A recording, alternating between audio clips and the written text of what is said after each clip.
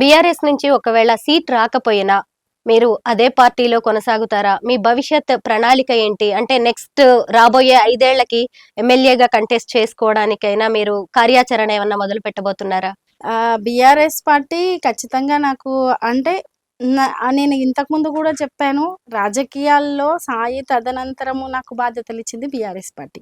అంటే నన్ను రాజకీయంగా అడుగులు వేయించినట్టే. కాబట్టి ఫ్యూచర్ ఏంది అనేది కూడా మాకొక తండ్రిలా, ఒక పెద్ద దిక్కులా ఉన్నారు కేసీఆర్ గారు.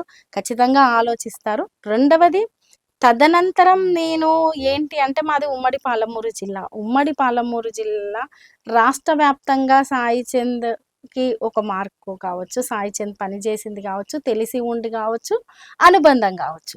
ఉంది చాలా మందితో. ముఖ్యంగా ఉమ్మడి పాలమూరు జిల్లాలో చాలా ఎక్కువుంది.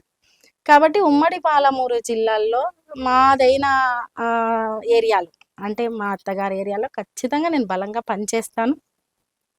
నేనేందో నా మార్కేసుకుంటాను, చూపిస్తాను. భవిష్యత్తులో మీరు కూడా చూస్తారు. తెలంగాణ కోసం ఎంతో మంది ప్రాణ త్యాగం చేశారు. ఎంతో మంది జీవితాలను నాశనం చేసుకున్న వాళ్ళు కూడా ఉన్నారు. అంటే కేసుల పాలయ్యి అలా కూడా ఉన్నారు. వాళ్ళల్లో చాలా మందికి కేటీఆర్ కావచ్చు, కేసీఆర్ న్యాయం చేయలేదు. మీకు మీ కుటుంబానికి మాత్రమే న్యాయం జరిగింది అనే వాళ్ళకి మీరిచ్చే సమాధానం ఏంటి? ఇప్పుడు కుటుంబానికి న్యాయం అంటే ఏ రూపంలోనో ఏంటో నాకు అంటే వివరంగా కూడా మీరు కొంచెం చెప్తే అంటే సాయి చంద్ గారికి ఒక పోస్ట్ ఇవ్వడం కావచ్చు, ఆయన తదనంతరం మీకు ఆర్థిక సాయం చేయడం కావచ్చు, తర్వాత మళ్ళీ మీకే ఆ పోస్ట్ ని కట్టబెట్టడం, ఇలా మీకు చేసిన న్యాయం అందరికీ జరగలేదు అనే కొన్ని కామెంట్స్, ఆరోపణలు కూడా ఉన్నాయి. మీరు కూడా వినే ఉంటారు.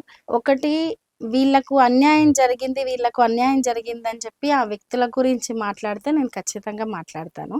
కేసీఆర్ గారు కావచ్చు, కేటీఆర్ గారు కావచ్చు, లేకుంటే బీఆర్ఎస్ పార్టీ. అసలే వ్యక్తులుగా వాళ్ళ గురించి కంటే బీఆర్ఎస్ పార్టీ ఉద్యమంలో పనిచేసిన చాలా మందికి ఒక ఉద్యమకారులుగా కావచ్చు, ఒక విద్యార్థి నేతలుగా కావచ్చు, కళాకారులుగా కావచ్చు, సామాన్య ప్రజలుగా కావచ్చు, వాళ్ళు ఏదైతే ఉద్యమ సందర్భంలో కేసీఆర్ గారు ఏదైతే ఉద్యమ సందర్భంలో తెలంగాణలో ఉన్న కష్ట నష్టాలు చూసిరో ప్రజలకు ఆ రకమైన పాలనను అందించడానికి ప్రయత్నించారు. ఏదైతే ఉద్యమ కాలంలో కష్టపడ్డ వాళ్ళకు కూడా తన వంతుగా నేను ఏదైనా అందరూ 100% పర్ఫెక్ట్గా చేసిరని నేను చెప్పట్లేదు. కానీ తన వంతుగా సాధ్యమైనంత వరకు మిగతా పార్టీలో లేకపోతే మిగతా పార్టీల చరిత్రలలో మిగతా వ్యక్తుల చరిత్రలని చూసుకుంటే కేసీఆర్ గారు చేశారు. ఒకటి. రెండవది సాయి ఉద్యమ కాలంలో చేసినాక ఒక 10 సంవత్సరాల పాటు బీఆర్ఎస్ పార్టీతో అనుబంధమయ్యి బహుశా సాయి ఇప్పుడు ఒక ఏరియాకు, ఒక మండలానికో, లేదు ఒక నియోజకవర్గానికో, ఒక జిల్లాకు పరిమితమై చేయలేదు. ఒక 10 మంది కలిసి చేసే అంత బలంగా ఒక 10 ఏళ్ల పాటు వర్క్ చేశారు. చేసిన తర్వాత ఒక లాస్ట్ సాయి ఇన్సిడెంట్ జరిగేదానికంటే ఒక సంవత్సరం ముందే చైర్మన్‌గా తీసుకున్నారు.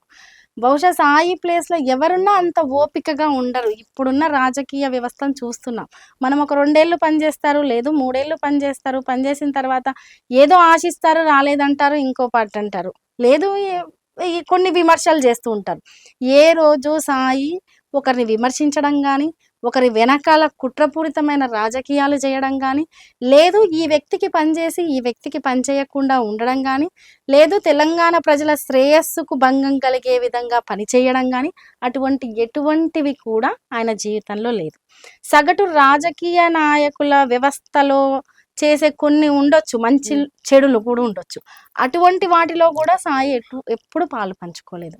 ఒక కళాకారుడుగా ప్రజలకు నేను ఏం చెయ్యాలి, ఏది చెప్పాలి, ఉద్యమ సందర్భంలో నాకున్న ఒక బలమైన ఆయుధం పాట.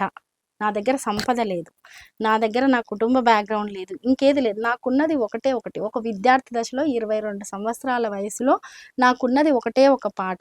ఆ పాటను నేను నా ప్రజల కోసం ఉపయోగించాలి. అంటే ఆయన ప్రాణాన్ని ప్రజల కోసం ఉపయోగించిండు. ఏదైతే మనం ఒక్కొక్కరు ఒక్కొక్క రూపంలో, ఇప్పుడు మనం అమరవీరులను అనుకుంటాము, రాజకీయ కళాకారులను అనుకుంటాము. అలా ఈయనకున్న శక్తిని అలా ప్రజల కోసం ఉపయోగించాడు. దాని నుంచి ఎటువంటిది ఆశించకుండా నిస్వార్థంగా పనిచేసిన వ్యక్తుల్లో ఈయన ఒకడు. సాయి గారు ఉంటే ఎమ్మెల్యేనో, ఎంపీనో అయి ఉండేవారు అనిపిస్తూ ఉంటుందా?